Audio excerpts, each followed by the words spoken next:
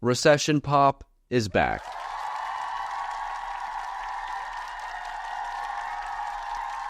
If you're not from the US or just haven't heard the term recession pop before, we basically have this kind of pattern in popular music where every time the country goes through a big economic recession, people start making bangers. The last time this happened was in 2008 with the whole housing crisis. There was a huge housing crash. People were losing their houses left and right. I remember my family being really affected by this, but behind the scenes, this crisis was doing something else. It pretty much activated all these sleeper pop artists, causing them to wake up out of their cryostasis and just get this overwhelming urge to make some bangers.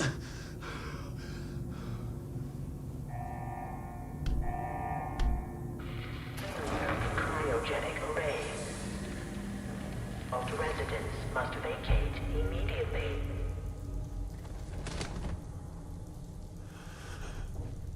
I was but a mere lad at the time, so I didn't really understand what was happening in the economy, but what I did understand is that people were making some undeniably huge bangers. I distinctly remember thinking at one point, like, wow, there's a new absolutely banging Katy Perry song on the radio, like, every month. Same with Pitbull, Kesha, Lady Gaga, but Lady Gaga's kind of always made bangers no matter what. But there was just something in the air at this time. Like, our economy was just so bad that we needed this escapist, happy pop music. Fast forward to the current year of 2024, post-pandemic, and we're not having a very good time in the US right now. It costs like $30 to get eggs these days. But when my bank account's low and I can't afford a single egg, you know what makes me feel better? Upbeat, escapist pop music. Can't afford rent this month?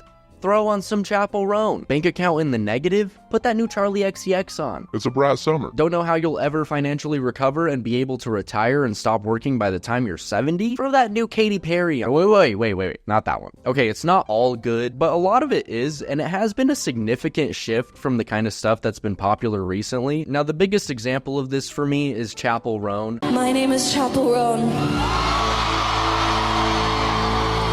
I'm your favorite artist. Who does have a significant amount of sadder songs, but she's really rise to popularity recently because of her super upbeat and fun attitude on both her songs and in person. I googled you today just to see what pops up. Did you not know who I was before? No.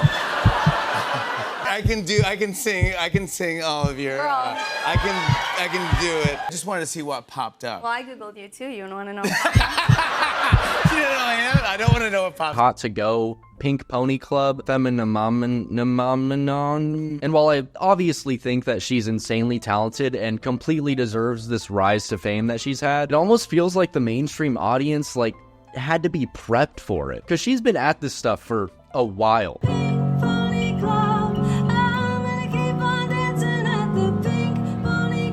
But only really blew up to the insane scale that she has after we were kind of prepped with these other mainstream artists making super happy sounding stuff lately. For me, I feel like something clicked when I heard Espresso by Sabrina Carpenter.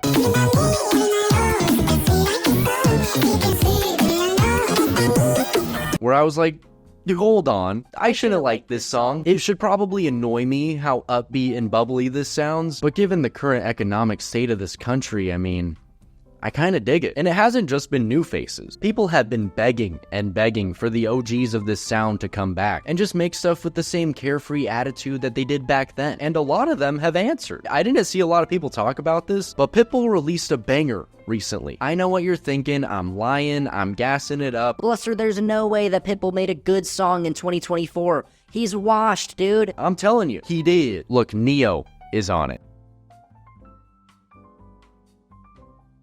The same Neo that was on Give Me Everything and Time of Our Lives. Are you convinced yet? I'd play a snippet of it, but I'd get copyrighted so fast.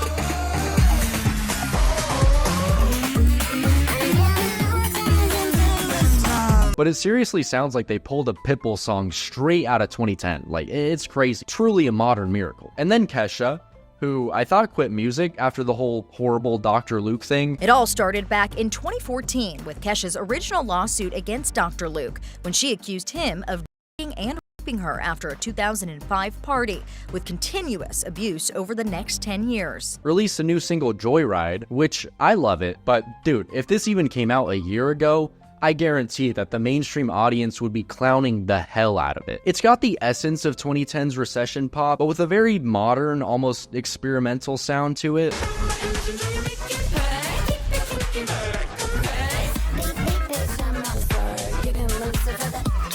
That I honestly don't think would be that accepted if not for hyperpop kind of injecting elements of itself into modern music, but not all the resurgences have been good. Katy Perry.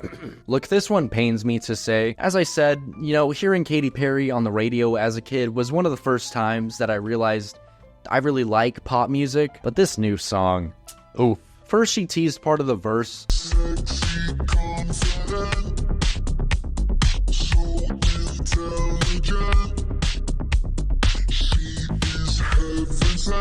It didn't sound good, but everyone was like, let's wait. Let's hear how the chorus is. Let's not judge it yet. Then she teased the chorus. And everyone's moved on from denial to acceptance that this is just gonna be a bad song. I was still holding out. I was like, maybe when I hear the whole thing, it'll be good. Who knows? Then the full song comes out. And first of all, it doesn't sound good. It sounds like AI music. But remember when I mentioned Dr. Luke? The guy Kesha worked with that did some horrible stuff that almost got her to quit music? Yeah, he helped write and produce this song. This song that completely revolves around being a feminist anthem. Written and produced by a dude that, if I remember correctly, has been sued for the horrible things that he's done to women. So, needless to say, this one flopped. And it flopped hard, which is just sad because I don't think the world has ever been more primed for some good Katy Perry. Hopefully the album's better, but after hearing some more snippets, I don't have hope. But hey, even though Katy Perry completely dropped the ball, Recession Pop's still going strong. Hold on, I almost forgot about Joey Valence and Bray, a newish rap group that's also been spearheading this kind of resurgence. They have this sound that's like very obviously inspired by 90s dance rap and stuff like Beastie Boys, and their influences are very apparent, but like they do it so well and add their own flair to it that it's so good. It's some of the most enjoyable club rap stuff that I've heard in so long, and their new album is really good. I've been digging it. And hey, considering the continuous downslope of our economy, I can only really see it going up from here. More bangers from Kesha and Pitbull, affordable eggs.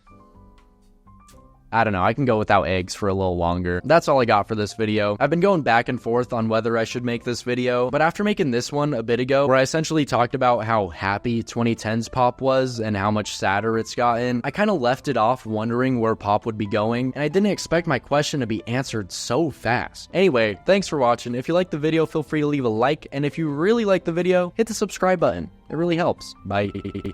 If you're still here, first of all, I love you. But I think it's safe to say that you might have liked this video, and I also really liked making it. So if you happen to want to support my videos in the future, I do have a Patreon now. Not many bonuses at the moment other than just showing your support, but I do plan on doing some behind the scenes stuff and other bonuses for patrons in the future. Okay, that's it. Bye for real now.